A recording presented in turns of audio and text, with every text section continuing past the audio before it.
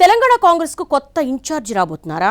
ప్రస్తుతం ఉన్న మీనాక్షి నటరాజన్ షిఫ్ట్ అవుతారా, లేక ప్రక్షాళనకు తట్టుకుని ఇక్కడే ఉంటారా? ఆమెను పెద్దల సభకు పంపుతున్న క్రమంలో కాంగ్రెస్ అధిష్టానం ఆలోచన ఏంటి? కాంగ్రెస్ పార్టీని పూర్తి స్థాయిలో ప్రక్షాళన చేయాలని నిర్ణయించింది అధిష్టానం. ఈ క్రమంలో పార్టీ ప్రధాన కార్యదర్శుల నియామకంపై ఫోకస్ చేసింది.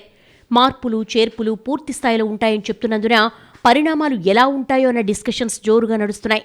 మరోవైపు వచ్చే ఏడాది ఎన్నికలు జరగబోయే రాష్ట్రాలకు ఇన్ఛార్జీలుగా బలమైన నాయకుల్ని వేయాలని ఏఐసీసీ పెద్దలు భావిస్తున్నారట.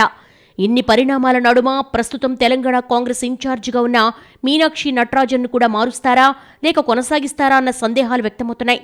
ఇక్కడి నుంచి తప్పుకోవడానికి ఆమె సిద్ధంగా ఉన్నా అధిష్టానం అందుకు సంసిద్ధత వ్యక్తం చేస్తుందా అనేది కూడా ప్రస్తుతం చర్చలో ఉంది. మీనాక్షి నటరాజన్ను తాజాగా మధ్యప్రదేశ్ నుంచి రాజ్యసభ అభ్యర్థిగా ప్రకటించింది కాంగ్రెస్ అధిష్టానం. పూర్తి స్థాయిలో బలం ఉంది కాబట్టి ఆమె గెలుపు కూడా లాంఛనమే. అలా ఎంపీ ఛాన్స్ ఇచ్చినందున ఇటు తెలంగాణ ఇన్ఛార్జిగా కూడా కొనసాగిస్తారా లేదా అన్న ప్రశ్న సహజంగానే ఉత్పన్నమవుతోంది. పార్టీకి గాంధీ కుటుంబానికి లాయల్గా ఉండే మీనాక్షి నటరాజన్ సేవల్ని తెలంగాణలో కొనసాగిస్తారా లేదంటే మరెక్కడైనా వినియోగిస్తారా అన్న విషయంలో ఇప్పటికీ క్లారిటీ లేదంటున్నాయి గాంధీ భవన్ వర్గాలు.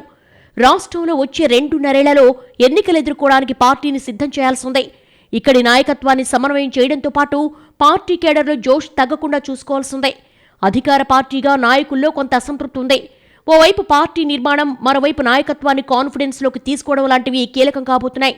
వీటిని దృష్టిలో పెట్టుకుని సీనియర్ నేతల సేవల్ని తెలంగాణలో వాడుకుంటారా లేదా అన్న ప్రశ్నలు వస్తున్నాయి. ఈ విషయంలో కాంగ్రెస్ అధిష్టానం ఆలోచన ఏంటన్నది మరో వారం రోజుల్లో క్లారిటీ వస్తుందనంటున్నాయి పార్టీ వర్గాలు.